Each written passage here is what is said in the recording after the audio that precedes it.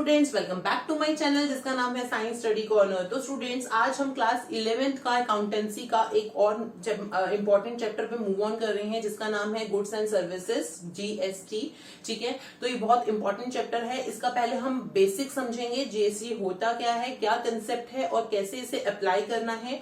उसके बाद हम कुछ प्रैक्टिकल क्वेश्चंस करेंगे। ठीक है, तो फिर करते हैं अपनी वीडियो स्टार्ट। और उससे पहले अगर आपने मेरे चैनल को सब्सक्राइब नहीं किया है तो सबसे पहले जाके सब्सक्राइब कर दो और मेरी वीडियोस को लाइक कर दीजिएगा और अपने फ्रेंड्स के साथ शेयर कर दीजिएगा।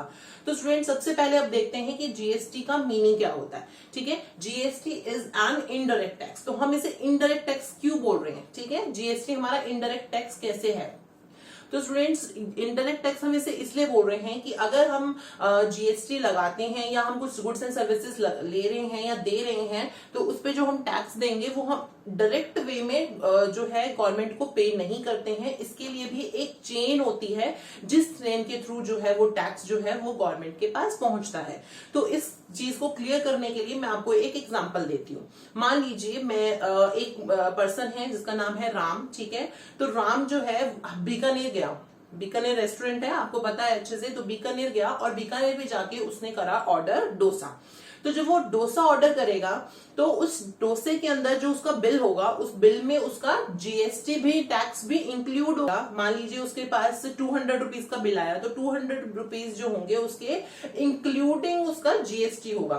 तो उसने क्या किया, वो जो जीएसटी उसने पे किया, मतलब जो उसने टैक्स पे किया, वो डायरेक्टली उसने गवर्नमेंट को पे नहीं किया था। तो वो गवर्नमेंट के पास ही जाना वो टैक्स, लेकिन उसने क्या किया, वो बीकानेर को पे किया। ठीक है, तो बीकानेर क्या करेगा, जितने भी उसके मंथ में जितने भी उसके पास और कस्टमर होंगे उन सबसे ऐसे ही टैक्स पे जो है इकट्ठा करेगा, कलेक्ट करेगा और उस टैक्स को गवर्नमेंट को पे कर देगा। तो एक ये चेन हो गई। ठीक है, तो चेन हो गई। तो हम डायरेक्टली हम टैक्स पे नहीं कर रहे हैं गवर्नमेंट को, हम इनडायरेक्ट वे में टैक्स पे करते हैं गवर्नमेंट को।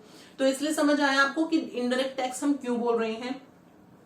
आगे देखते हैं, levied at prescribed rate on every supply. जब हम कोई भी सप्लाई कर रहे हैं, गुड्स की कर रहे हैं या सर्विसेज की कर रहे हैं, तो हम क्या करेंगे, एक हमारे पास प्रिस्क्राइब्ड रेट होगा। मतलब अगर हम जिस भी चीज का हम सप्लाई कर रहे हैं, मान लीजिए हम कुछ कॉमन जो है एसेंशियल चीजें ले रहे हैं या फिर हम कोई लग्जरी आइटम सेल कर रहे हैं या सर्विस प्रोवाइड कर रहे हैं, तो उसके पास हमारे पास एक प्रिस्क्राइब रेट होगा कि हमें कितना जीएसटी चार्ज करना है। तो वो जीएसटी जो है हम चार्ज करेंगे। ठीक है, except on petroleum and alcohol for human consumption। Human consumption के लिए पेट्रोलियम हो गया और अल्कोहल हो गया, इसको एक्सेप्ट, मतलब इसको हटा देंगे। इसके अलावा जो भी सर्विसेज या गुड्स हम सप्लाई करेंगे उसमें हम जो है जीएसटी चार्ज करेंगे, चार्ज जो है करेंगे और गवर्नमेंट को वो टैक्स हम देंगे। ठीक है, क्लियर हो गया, मीनिंग क्लियर हो गया। अब देखते हैं स्टूडेंट्स, ये जीएसटी जो है गवर्नमेंट क्यों इंट्रोड्यूस करवाया इसने हमें। पहले तो जीएसटी नहीं हुआ था, अभी ये 2017 से ही लगना शुरू हुआ है। तो मान लीजिए 3-4 सालों से ये शुरू हुआ है हमारा। तो उससे पहले क्या होता था? तो स्टूडेंट्स, होता क्या था, हमें जो गवर्नमेंट को टैक्स तो पे करना ही होता था, लेकिन बहुत सारे तरीके के टैक्स होते थे। मान लीजिए कुछ सर्विस टैक्स होता था, कुछ सर्विस टैक्स होता था। ठीक है, एक्साइज ड्यूटी होता था, एंटरटेनमेंट टैक्स होता था। मतलब ऐसे बहुत सारे टैक्सेस होते थे जो हमें गवर्नमेंट को पे करने होते थे। कुछ टैक्सेस जो थे हम स्टेट गवर्नमेंट को पे करते थे, कुछ टैक्सेस जो होते थे वो हम सेंट्रल गवर्नमेंट को पे करते थे। तो ये टैक्सेस बहुत सारे होते थे। ठीक है, तो उसमें क्या होता था, गवर्नमेंट को लगा कि हम एक अलग अलग इतने सारे टैक्स लेने की जगह हम सारे टैक्स को मर्ज कर देते हैं। हम सारे टैक्स को मर्ज करके क्या करेंगे, जीएसटी बनाया गया। ठीक है, एक टैक्स बनाया गया। और इसका प्रिंसिपल क्या था, इसका मोटिव क्या था इस टैक्स को बनाने का, वो ये था, वन नेशन वन टैक्स। ठीक है, अगर हम एक नेशन में रह रहे हैं, हम अगर इंडिया में रह रहे हैं, तो हम अलग अलग टैक्स क्यों देंगे, उनके अलग अलग रिटर्न क्यों भरेंगे, अलग अलग हम क्यों उसको पे करेंगे।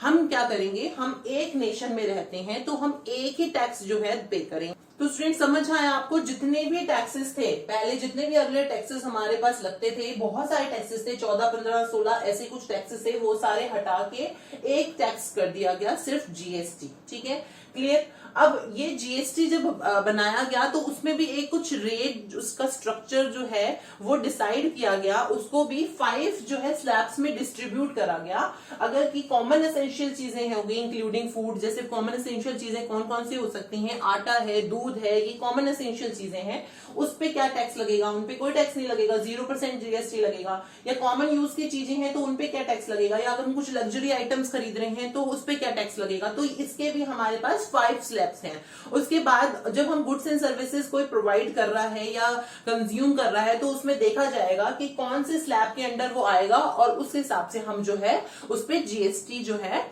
चार्ज करेंगे। ठीक है, तो स्टूडेंट्स अब हम देखते हैं आगे। मैं कुछ एग्जांपल्स देती हूँ आपको और उसके हिसाब से मैं आपको आगे समझाने की कोशिश करूंगी। ठीक है, तो मान लीजिए मैं हूँ राम, ठीक है, मेरा नाम राम है और मैं एक शॉपकीपर हूँ। ठीक है, और मैंने अगर शॉपकीपर हूँ तो मुझे जो शॉप में अगर चला रही हूँ, कपड़े की चला रही हूँ, चप्पल जूते की चला रही हूँ, या फर्नीचर की शॉप चला रही हूँ, कोई भी शॉप हो सकती है, तो वो मैं चला रही हूँ तो मुझे कहीं से वो माल खरीदना पड़ेगा।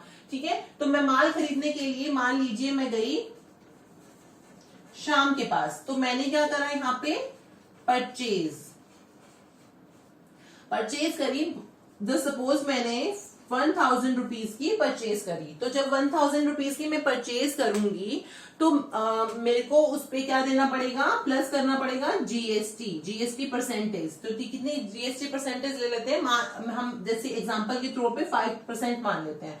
तो अगर मैं 5% जीएसटी इस पे पे करूंगी तो मुझे कितना परसेंट पे करना पड़ेगा इसको, अमाउंट 1050 रुपीज।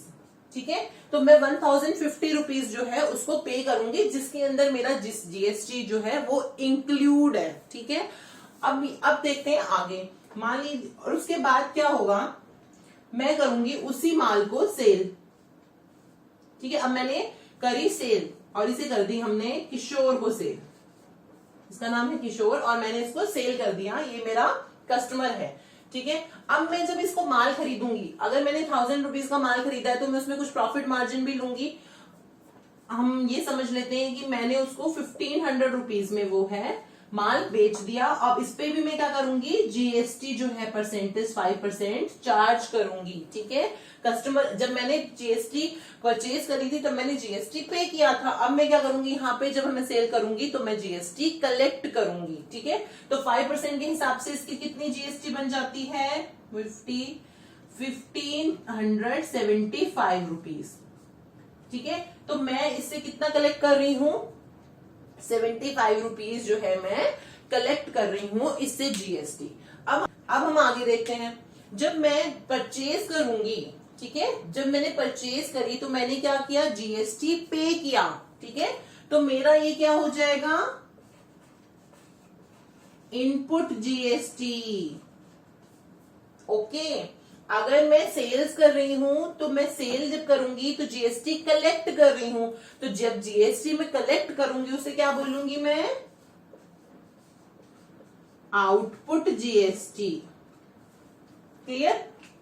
तो स्टूडेंट, जब भी हम परचेज करेंगे तो इनपुट जीएसटी होगा और जब हम सेल्स करेंगे तो वो हमारा आउटपुट जीएसटी होगा। परचेज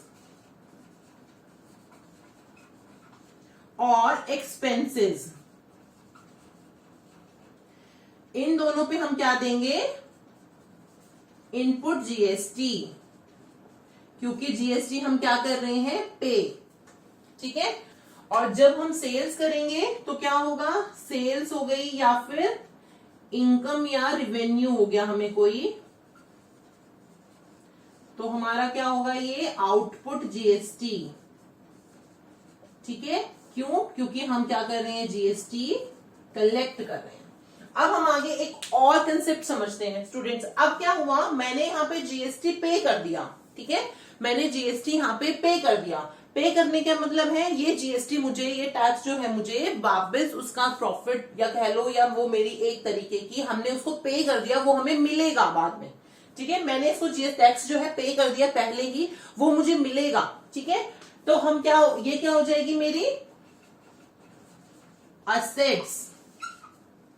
ठीक है, अब हम चलते हैं सेल्स की तरफ। जब मैंने सेल्स करी और अपने कस्टमर से मैंने जीएसटी कलेक्ट किया तो वो क्या होगी, मेरी लायबिलिटी, वो मुझे पे करनी है। ये मैंने इसे कलेक्ट तो कर लिया। जब मैंने एग्जांपल लिया था कि मैंने हल्दीराम जो वो गया राम, ठीक है, हल्दीराम से उसने डोसा खाया, तो उसने उसको हल्दीराम को टैक्स पे किया, तो वो टैक्स वो अपनी जेब में नहीं रख सकता, वो टैक्स उसे क्या करना है, गवर्नमेंट, वो सब कस्टमर से अपने जितने भी कस्टमर है उनसे कलेक्ट करना है और वो जो गवर्नमेंट को पे करना है। तो वो क्या होगी, उसकी लाइबिलिटी होगी, उसकी रिस्पॉन्सिबिलिटी है कि वो सारा कलेक्ट करके जो भी उसका टैक्स है कस्टमर से वो गवर्नमेंट को पे करेगा। तो ये क्या है, उसकी लाइबिलिटी। फ्रेंड्स अब हम देखते हैं कि जीएसटी भी 3 तरीके की है हमारी। कौन कौन सी 3 तरीके की जीएसटी है? CGST, SGST and IGST. CGST मतलब सेंट्रल गवर्नमेंट को जो हम टैक्स पे करेंगे, एसजीएसटी मतलब स्टेट गवर्नमेंट, और आईजीएसटी मतलब इंटीग्रेटेड गवर्नमेंट। ठीक है, तो क्या होगा, ये हो गया हमारा सेंट्रल और ये हमारा स्टेट। तो ये जो दोनों टैक्स होंगे हमारे, ये हमारे होंगे इंट्रा स्टेट के लिए। ठीक है, इंट्रा स्टेट मतलब विद इन स्टेट।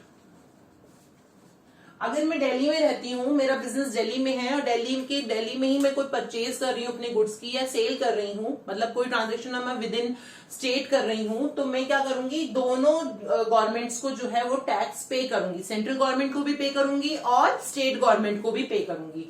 लेकिन अगर मैं कोई इंटर स्टेट कर रही हूँ, इंटर स्टेट मतलब आउट ऑफ स्टेट। ठीक है, तो स्टूडेंट्स अगर मान लीजिए मैं दिल्ली में हूं, मैं अपना हरियाणा में, यूपी में, एमपी में कोई गुड्स एंड सर्विसेज को सेल या परचेज कर रही हूं, तो वो मेरा हो जाएगा इंटर स्टेट ट्रांजेक्शन। तो वो क्या आएगा हमारा, उसमें क्या टैक्स लगेगा हमारा, आईजीएसटी। तो आईजीएसटी जब लगेगा तो वो क्या होगा, उसमें जो भी टैक्स होगा वो सेंट्रल गवर्नमेंट को जाएगा। ठीक है, यहां तो हमने क्या करा था, सेंट्रल गवर्नमेंट और स्टेट गवर्नमेंट को दोनों को टैक्स पे किया था। लेकिन अगर मैं इंटर स्टेट मतलब आउट ऑफ स्टेट में कोई ट्रांजेक्शन करती हूँ, कुछ गुड्स परचेज या सेल कर रही हूँ, तो मैं जितना भी टैक्स होगा वो मैं सेंट्रल गवर्नमेंट को पे करूंगी और वो टैक्स मेरा जाएगा आईजीएसटी के अंदर। ठीक है, क्लियर। अब मान लीजिए मुझे यहाँ पे उन्होंने दे रखा है कि 12% मुझे आईजीएसटी लगाना है। ठीक है, यहाँ तो मैं सेंट्रल गवर्नमेंट को 12% कर देती हूँ। अगर मैं इंटर स्टेट कुछ ट्रांजेक्शन कर रही हूँ, तो अगर मैं इंट्रा स्टेट कोई ट्रांजेक्शन कर रही हूँ, तो मैं क्या करूंगी, इस 12% को इन दोनों में डिस्ट्रीब्यूट कर दूंगी, हाफ हाफ कर दूंगी। 6% जो है मैं सेंट्रल गवर्नमेंट को पे करूंगी और 6% ही जो है वो मैं स्टेट गवर्नमेंट को पे करूंगी। ठीक है, तो स्टूडेंट्स अब हम देखते हैं कि कैसे हम अपनी जीएसटी जो है, इनपुट जीएसटी और आउटपुट जीएसटी है, उसकी हम अपने बिजनेस रिकॉर्ड में उसको मेंटेन करेंगे।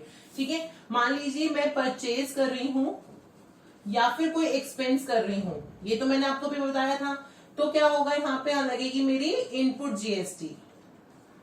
ठीक है, इनपुट जीएसटी लगेगी। जर्नल एंट्रीज करते थे तो उसकी क्या एंट्री बनाते थे, परचेज की, तो परचेज अकाउंट डेबिट,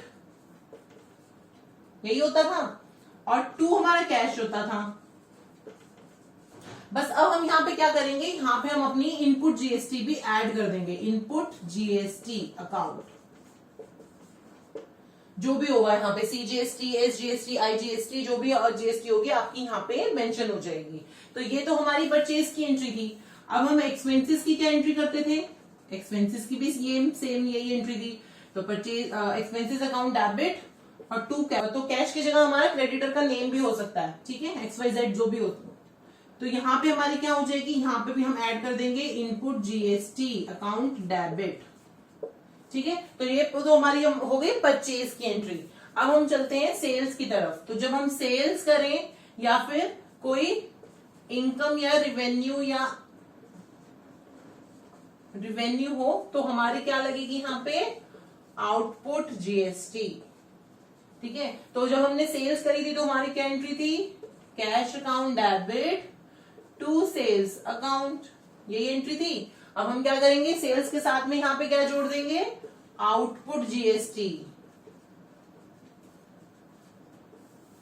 तो सेम हमारी रिवेन्यू के लिए भी होगी। तो ये क्या था हमारा, cash account debit to revenue account. Revenue कुछ भी हो सकता है, कमीशन रिसीव, डिस्काउंट रिसीव, कुछ भी हो सकता है।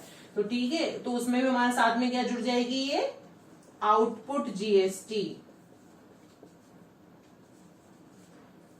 क्लियर।